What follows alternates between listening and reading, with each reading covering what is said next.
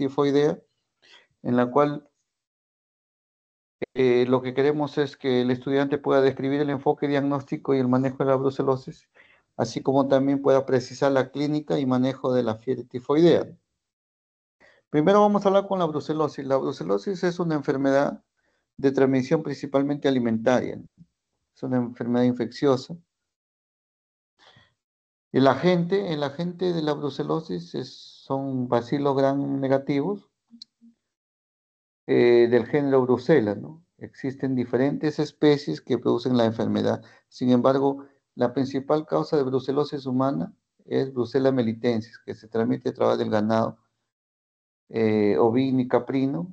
Sin embargo, hay que recordar que la principal forma de brucelosis animal es la producida por Brucella abortus, ¿no? La brucelosis humana se adquiere principalmente como una enfermedad zoonótica, ¿no? Es decir, a través del contacto con productos animales, ¿no? Es raro la transmisión de humano a humano, no es posible. La transmisión regularmente en el país se adquiere por la ingesta de productos lácteos no pasteurizados, productos lácteos que proceden principalmente de, del ganado caprino, ¿no? La famosa leche de cabra y los quesos en base a leche de cabra, leche no pasteurizada, es la que transmite la enfermedad en el humano.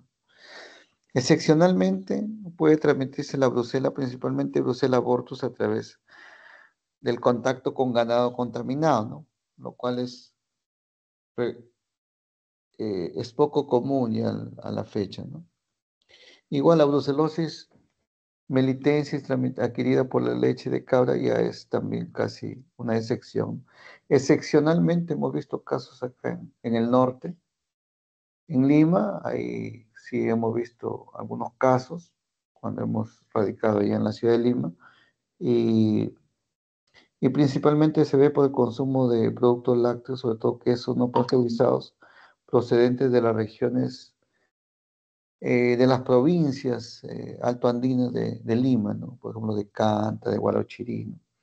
En cuanto a la patogenia y la clínica de la brucelosis también se conoce como fiebre malta, fiebre ondulante, debido a este fenómeno ondulante, ¿no?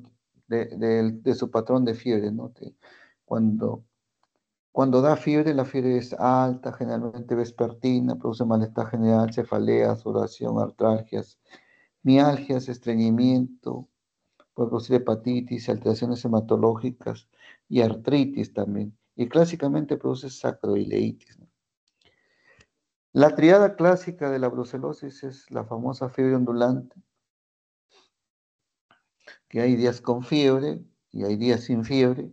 La sudoración parcelar, una sudoración profusa, que es por zonas, y un olor a humedad que tiene el paciente debido a la sudoración, un olor característico típico. Y dos signos interesantes de la brucelosis es la sacroileitis que produce y la otra es la orquiepidemitis, ¿no? Son también dos signos característicos de la brucelosis, ¿no? El diagnóstico de brucela se hace principalmente con pruebas serológicas. Existe una prueba que se llama aglutinaciones en placa, comúnmente conocida como rosa de Bengala. Es una prueba cualitativa que te dice si es positivo o es negativo, si hay aglutinaciones o no. Si es positivo, el rosa de Bengala generalmente se recomienda hacer aglutinaciones en tubo, ya sea con 2-mercaptoetanol o sin 2-mercaptoetanol. Si la reacción sin mercaptoetanol sale positivo, entonces hablamos de una brucelosis aguda. Si la reacción sin mercaptoetanol sale negativo y la reacción con 2-mercaptoetanol sale positivo, significa que es una infección crónica. Y si ambos salen positivos, significa que hay una infección subaguda. Hay que recordar que el 2-mercaptoetanol es una sustancia que disuelve los enlaces disulfuros que rompen las inmunoglobulinas, ¿no? Sobre todo la inmunoglobulina M. De ahí que se utilice como desnaturaliza la inmunoglobulina M, se utiliza para detectar principalmente inmunoglobulina G. que es el componente crónico de la enfermedad. La brucelosis aguda, dijimos que es un cuadro febril con fiebre alta, ondulante, sacroileitis o epididymitis y molestias generales, a veces con compromiso hematológico. Sin embargo, muchas veces esta fiebre remite, incluso espontáneamente, y el paciente entra en una fase subaguda. La fase subaguda generalmente se caracteriza por las molestias osteoarticulares, ¿no? Generalmente lo que se ve es, la sacroilitis, la orquiepidemitis, la artritis reactiva, y clásicamente se puede observar en esta fase la espondilodicitis, ¿no? Que es diagnóstico diferencial con la tuberculosis. En la brucelosis crónica, cuando no hay un tratamiento adecuado, también se puede ver la espondilodicitis, pero es muy raro y ahora a ver. En la espondilodicitis brucelar se describe un signo, el famoso signo de Pons. Sin embargo, no es patognomónico, también se ve en espondilodicitis brucelar. Y clásicamente en muchas enfermedades como brucelosis, mononucleosis infecciosa, en chikungunya, incluso en dengue y también en el COVID, se describe este famoso síndrome de fatiga crónica, que es un síndrome que se superpone a la fibromialgia, ¿no? Bastante discapacitante. Puede haber uveitis, puede haber depresión, puede haber febrículas y artralgias crónicas también, ¿no? Que puede conllevar a una enfermedad debilitante y producir verdadera discapacidad, ¿no? El tratamiento de la brucelosis en la forma aguda se recomienda 6 meses, de 6 semanas de tratamiento. En la forma subaguda, 3 a 4 meses de tratamiento. Y en la forma crónica, hay que dar tratamiento entre 4 a 6 meses. De elección es doxiciclina con un aminoglucósido. En el Perú se ha utilizado mucho por recomendación de expertos la doxiciclina con la rifampicina, pero según la literatura, el tratamiento de elección tendría que ser doxiciclina con un aminoglucósido. En cuanto a la fiebre tifoidea, es una enfermedad también, después del advenimiento de la epidemia del cólera en los años 90 y concomitantemente al uso y abuso a la aparición, uso y abuso de las quinolonas, sobre todo la ciprofloxacina, prácticamente se erradicó la tifoidea. Entonces, ¿qué es la tifoidea? La tifoidea es una enfermedad de transmisión alimentaria también que produce un cuadro febril generalizado, producida por una bacteria gram negativa llamada Salmonella typhi, que es un bacilo fermentador de la superfamilia de las enterobacterias, ¿no? Tiene antígenos, como todas las enterobacterias, antígenos somáticos y antígenos flagelar, pero Salmonella typhi tiene un antígeno específico que es el antígeno B. La patogenia de la fiebre tifoidea, una vez que se ingiere digamos, la cantidad de inóculo suficiente para infectar de Salmonella typhi en el intestino delgado distal a nivel del ilio, a través de las células M se produce una translocación hacia los ganglios linfáticos, a las famosas placas de Peyer, y que produce la primera bacteriemia y, y a partir del cual se produce una diseminación a los diferentes órganos de la economía, afectando, al igual que la brucelosis, el sistema retículo endotelial. Desde el punto de vista entonces clínico, en la primera semana que se caracteriza por una bacteriemia y fiebre, malestar general, síntomas generales inespecíficos. En la segunda semana, la fiebre se intensifica y debido a que la salmonela es un bacilo gram negativo, se produce una sepsis por gram negativos que produce dolor abdominal, fiebre y cefaleas intensas, bradicardia errativa, se produce una fase tóxica con estupor. A veces, en algunos casos, se escribe la famosa rociola tífica, sin embargo, no es muy transitoria que pasa desapercibido a veces para el médico, para el paciente, y hay hepatosplenomegalia en la mitad de los pacientes, ¿no? En la tercera semana de la enfermedad se producen las complicaciones si la enfermedad no es tratada, ¿no? El año pasado, para esta fecha, tuvimos un brote de Salmonella Typhi después de mucho tiempo. Identificamos 5 pacientes con Salmonella Typhi, más o menos en el lapso de 2 semanas en el hospital, ¿no? 5 pacientes, ¿no? Pacientes jóvenes que tenían fiebre, que por lo demás fueran estudiados por otros. En algunos hubo reacciones cruzadas con leptospirosis,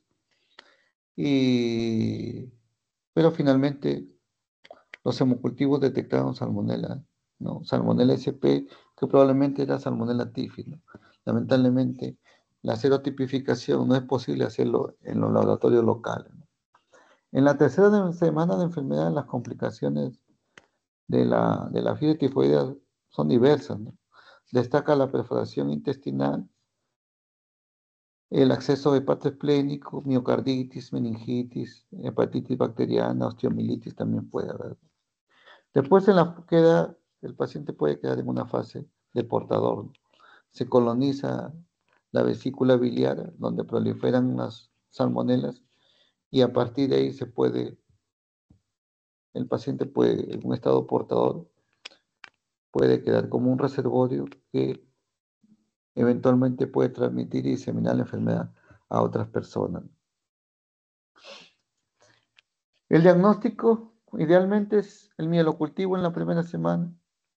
En la segunda, fines de la primera semana y segunda semana, 2 hemocultivos dicen que es igual que un mielocultivo con un rendimiento del 80-90%. Hemocultivo bien hecho. Y en la tercera semana se puede recuperar de heces, ¿no? Hay que recordar que la serología, la famosa reacción de Vidal, las famosas aglutinaciones febriles, aglutinaciones típicas, no son de utilidad, porque tiene muchos falsos positivos, porque cruza con casi todas las enterobacterias y tiene muchos falsos negativos, ¿no? En la primera y segunda semana de un cuadro verdadero de fiebre tifoidea, las aglutinaciones podrían estar negativas. El tratamiento es controversial, no hay una pugna entre ceftriaxona y ciprofloxacina. Sin embargo, la ceftriaxona tiene un mejor performance, dado que la concentración inhibitoria mínima que se requiere para ceftriaxona es mucho menor que para la ciprofloxacina. Y hay algunos estudios en otras latitudes en el cual la ciprofloxacina hay resistencia a la ciprofloxacina en fiebre tifoidea. Sin embargo, la ciprofloxacina es de utilidad siempre para erradicar el estado portador. Independientemente si uno utiliza ceftriaxona o ciprofloxacina, debe completar el tratamiento con ciprofloxacina para eliminar el estado de portador por la concentración alta que alcanza las quinolonas a nivel de la vesícula biliar, ¿no? A manera de conclusión, podemos decir que la brucelosis es y la fiebre tifoidea son infecciones de transmisión alimentaria que pueden ser prevenibles y tratables, ¿no? Hay que evitar el consumo de sustancias potencialmente contaminantes como lácteos, por ejemplo, de procedencia dudosa, potencialmente no pasteurizados. La fiebre tifoidea también es transmitida por alimentos que están contaminados. Los alimentos contaminados no solo son fuente de infección de fiebre tifoidea y salmonelosis, ¿no? Pueden transmitir una docena más de enfermedades, ¿no? Con diferentes tipos de desenlace, ¿no? Recordar que el lavado de manos, ¿no?, es una medida de bioseguridad estándar y que tiene mucho impacto, ¿no? Y la ingesta de alimentos en lugares seguros, ¿no? De preferencia en casa, porque a veces no hay reparo en el comercio de alimentos, sobre todo en el comercio ambulatorio de alimentos, para la dispensación de estos, sin la medida de bioseguridad adecuada, ¿no? Bueno, no sé si tienen en este tema, si tienen alguna pregunta, algún comentario. Vamos a dejar de compartir un minuto para ver cómo me están siguiendo.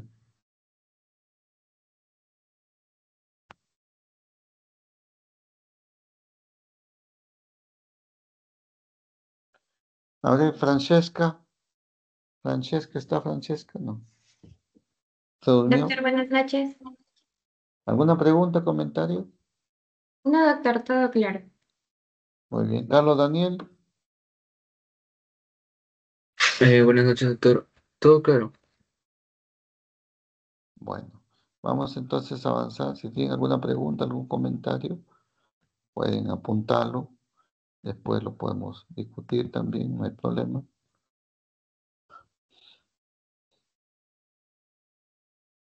Voy a compartir la otra clase.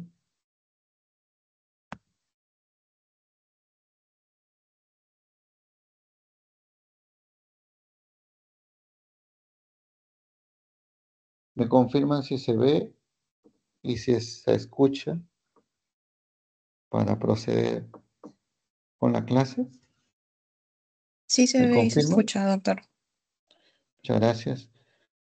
Entonces, esta siguiente clase es sobre histoplasmosis, un hongo endémico en el país, también de difícil diagnóstico. Lo que queremos con esta sesión es que puedan explicar la etiopatogenia de la histoplasmosis, describir las formas clínicas y sobre todo su manejo, ¿no? De manera general, cuando hablamos de los hongos, uno tiene que hacer una división pronta y rápida, muy útil desde el punto de vista clínico, es que los hongos o son levaduras o son mohos, ¿no? Las levaduras son hongos unicelulares, ¿no? Por ejemplo, Candida es una levadura, Cryptococcus es una levadura. Sin embargo, hay otros hongos que ya no son unicelulares, son pluricelulares y que su organización forman tejidos ya y que su organización tisular permite eh, generar estructuras conocidas como hifas, ¿no? Que son estructuras tabicadas, algunos, otras no, pero estas hifas conforman diferentes formas y características algunas para ciertas especies y que en general los hongos que conforman hifas se denominan mohos, ¿no? Entonces, de manera práctica, los hongos podemos decir que se dividen en hongos unicelulares o levaduras y hongos pluricelulares o mohos, que conforman hifas, ¿no? Dentro de los hongos, otra clasificación de las micosis, ya no tanto los hongos, es las micosis que producen, las micosis superficiales, por ejemplo, como las tiñas, las micosis subcutáneas, como por ejemplo la esporotricosis, la lobomicosis, la cromoblastomicosis, ¿no? Y las micosis profundas, ¿no? Las micosis profundas son como de dos tipos, ¿no? Las micosis profundas endémicas, que son las que hay en algunas partes del país, como por ejemplo histoplasmosis o paracoicidiomicosis o esporotricosis, que a veces puede ser una micosis profunda más que subcutánea. Y otras son las micosis profundas oportunistas, ¿no? O micosis oportunistas. Por ejemplo, en el caso de criptococo en pacientes con VIH, o cándida en pacientes con VIH, y neutropenia, ¿no? O en el caso de aspergillus, en pacientes con neutropenia severa, por ejemplo, pacientes trasplantados, en quimioterapia, etc. Pero hoy vamos a hablar de una micosis profunda endémica, que es la histoplasmosis. La histoplasmosis se describe una micosis que es relativamente típica o común en la selva de nuestro país, tanto en la selva alta, en la selva central, también hay casos en la selva nororiental. Entonces hay que estar atentos con esta micosis, ¿no? Entonces la histoplasma es una micosis producida por Histoplasma capsulatum en el reservorio del suelo. El suelo donde viven las aves, no en sí las aves de ese reservorio, sino el suelo. El excremento de las aves hace que proliferen esto, ¿no? A diferencia de las aves, los murciélagos sí transportan el histoplasma, por ejemplo, ¿no? En su cloaca, ¿no? La vía de transmisión de histoplasmosis es una vía de transmisión inhalatoria, no se parece mucho a la tuberculosis. Y la fisiopatología y la patogenia que produce también casi es la misma, ¿no? Remedia mucho o simula mucho la tuberculosis. Es una enfermedad respiratoria, digamos, de inicio respiratoria con la tuberculosis, después se puede ir a cualquier órgano de la economía. Principalmente va al tracto gastrointestinal, después de los pulmones, y también va a la piel y ganglio linfático, ¿no? Cuando produce una enfermedad diseminada. Histoplasma capsulatum es un hongo dimórfico y perfecto. Vamos a explicar esto. Un hongo dimórfico es cuando tiene una forma, se presenta de una forma en tejidos y se presenta de otra forma en medio ambiente, ¿no? Su crecimiento en tejidos, por ejemplo, de histoplasma es como una levadura, ¿no? Se manifiesta como una levadura, se presenta como una levadura. Sin embargo, en medio ambiente, en los cultivos, se presenta como un moho, ¿no? O sea, es un moho y levadura a la vez. En tejidos a temperatura de 37 grados, en tejidos vivos se comporta como una levadura. Y a nivel, y en laboratorio, en el medio ambiente, a 23, 25 grados, se comporta como un moho, ¿no? Y es un hongo perfecto. Los hongos perfectos, los hongos se vienen en hongos perfectos, en hongos imperfectos. Los hongos perfectos son aquellos en los cuales se conoce su tipo de reproducción asexuada, pero también y sobre todo su tipo de reproducción sexuada. Hay muchos hongos en los cuales no ha sido posible identificar su tipo de reproducción sexuada. Solamente se conoce la reproducción asexuada. De ahí que a estos hongos se les llama hongos imperfectos, pero no es una categoría en sí, sino que antes no se conocía la forma sexuada de muchos hongos. Conforme a transcurrir los años y la investigación micológica ha avanzado, sobre todo con las técnicas de PCR, lo que se ha podido determinar es que muchos hongos realmente se ha podido identificar su forma sexuada, ¿no? Y este es el caso de Histoplasma capsulatum. Por eso es que se llama que es un hongo perfecto, ¿no? En la actualidad, a raíz de la evidencia, se conoce su forma sexuada. Entonces dijimos que es un hongo dimórfico porque a temperatura ambiental crece como un moho, forma hifas y forma macroconidios. Estos macroconidios tienen una especie de espículas, ¿no? Estas espículas le dan un aspecto, da el aspecto de una chapa de gaseosa. Ahora las chapas, no las chapas rojas, sino esas chapas antiguas de gaseosa que se abrían, ¿no? Daban ese aspecto, ¿no? Y a temperatura corporal tiene un aspecto de una levadura. Eso se comporta como una levadura intracelular. Está dentro de las células, en los tejidos de las biopsias. Y posee un halo importante que refleja la cápsula, ¿no? Es un hongo perfecto, dijimos, porque tiene una forma asexuada o anamórfica, la cual se conoce como histoplasma capsulatum. Y aquí tiene macroconidios y microconidios, los famosos macroconidios equinulados, ¿no? Que conforman la forma sexuada. Y en la forma sexuada, que es poco habitual, se llama Agelomyces capsulatum, ¿no? Es un ascomiceto, ¿no? La reproducción sexual de los hongos se da en base a ascos, se da en base a basidios y se da en base eh, a los cigomicetos, ¿no? La histoplasmosis, las formas clínicas de la histoplasmosis, tenemos la primaria o la histoplasmosis pulmonar aguda, que generalmente aquí está mal, no es menos del 90%, no, es más del 90% de los casos. Es asintomática, ¿no? Es decir, menos del 10% de los casos hay síntomas que pueden ser fiebre, dolor retroesternal y síntomas generales inespecíficos, ¿no?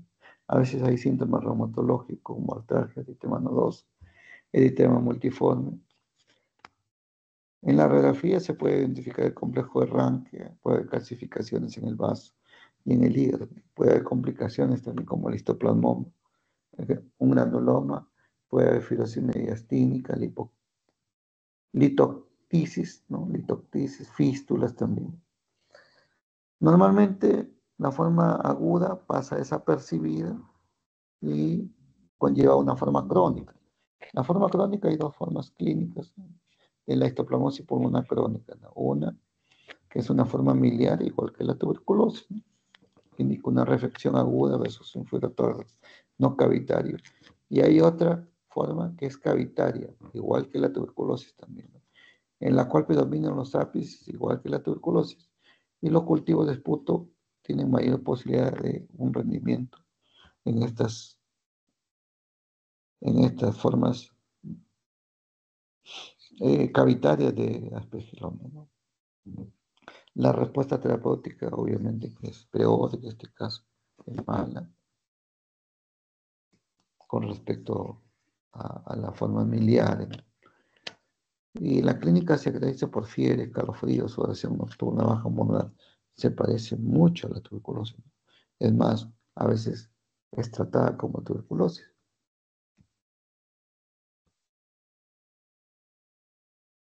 Después tenemos la cistoplasmosis diseminada ya en pacientes por alguna razón ya un poco inmunosuprimidos. Por ejemplo, la histoplasmosis diseminada aguda se ve en lactantes, en pacientes con VIH avanzado, en pacientes con linfoma.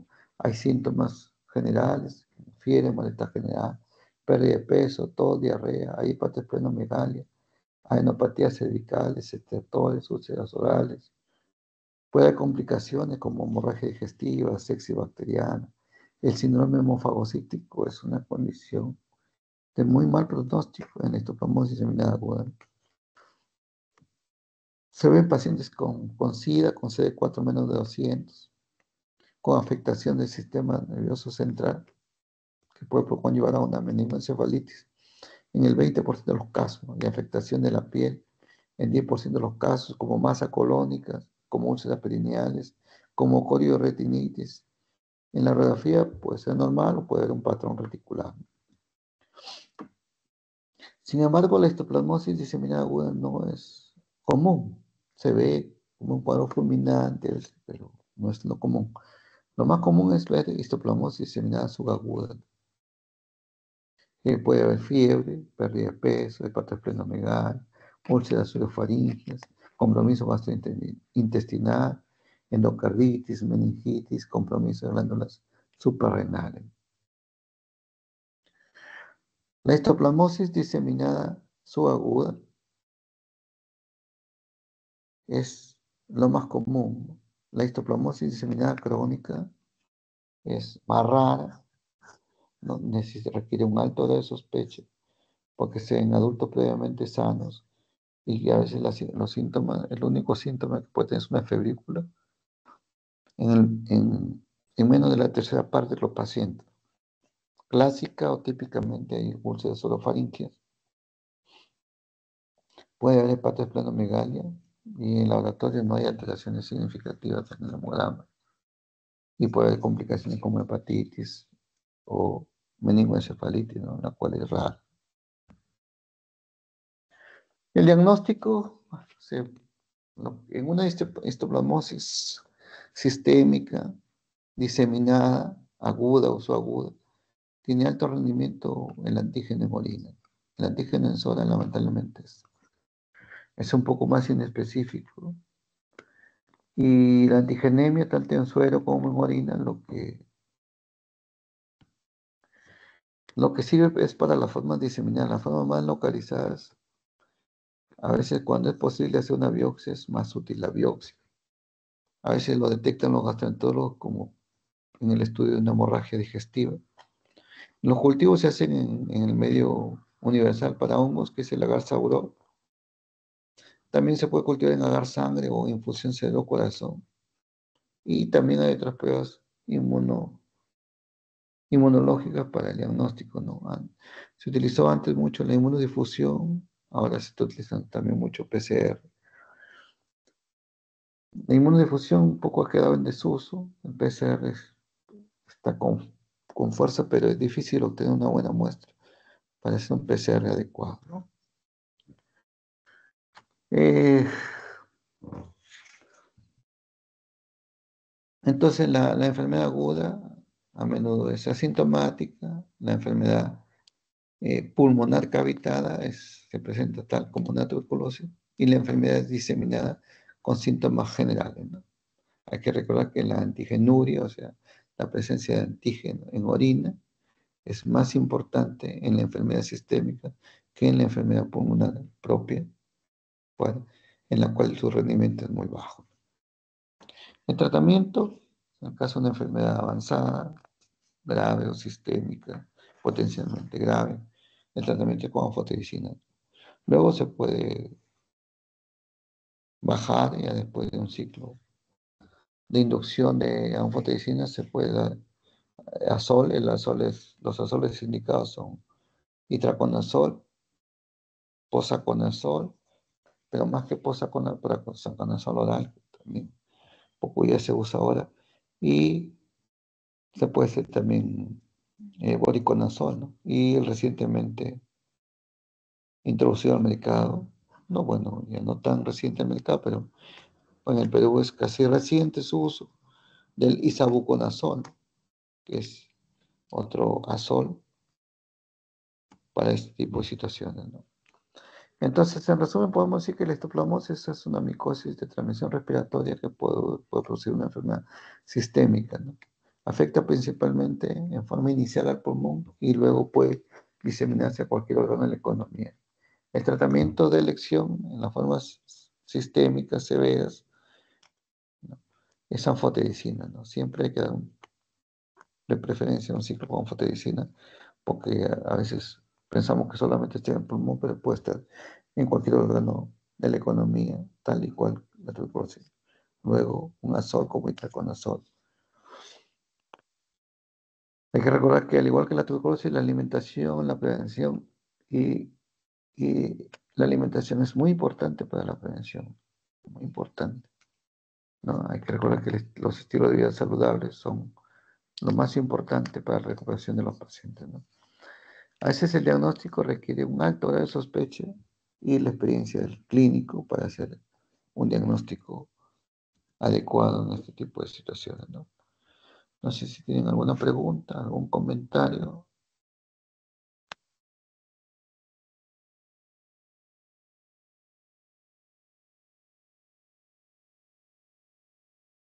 Voy a dejar de compartir, a ver.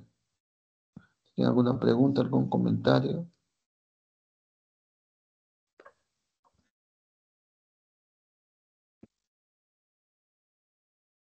Doctor, Sí, María Alejandra, te escucho. sí, yo quisiera hacerle una pregunta.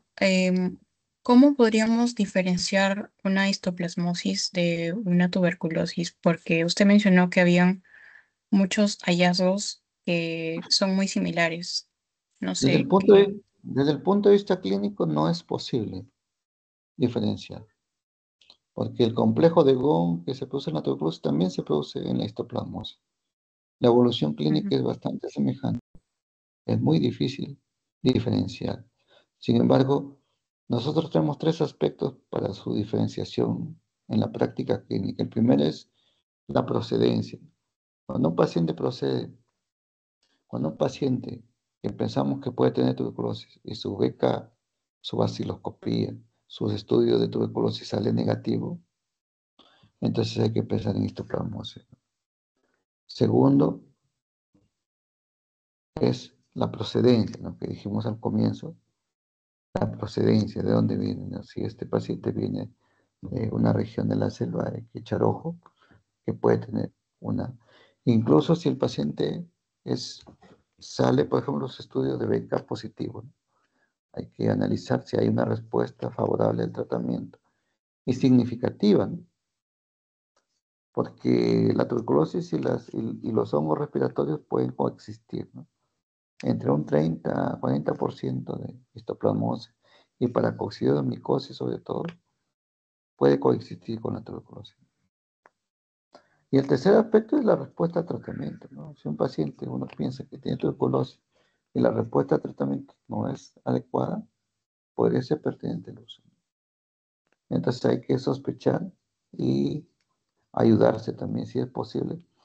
El antígeno en orina del histoplasma es que a veces ayuda porque a veces uno piensa que tiene el pulmón, pero el histoplasma puede estar en toda puede ser una histoplasmosis sistémica.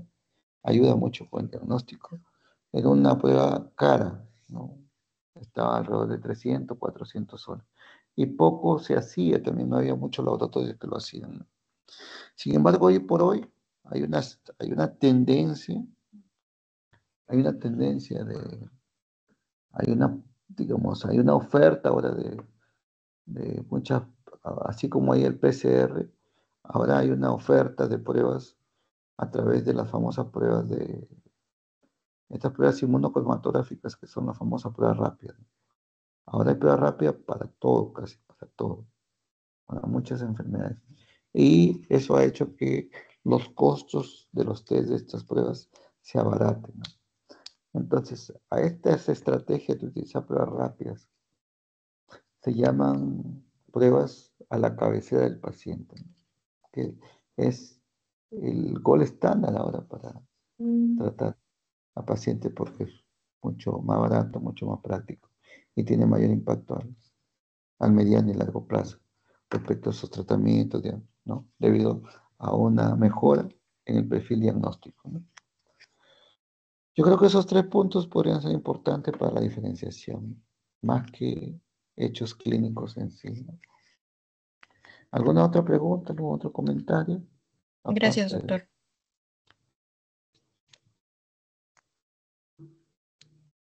del hecho por María Alejandra.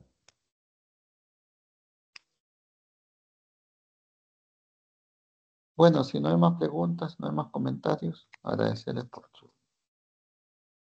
su participación el día de hoy. Y Gracias.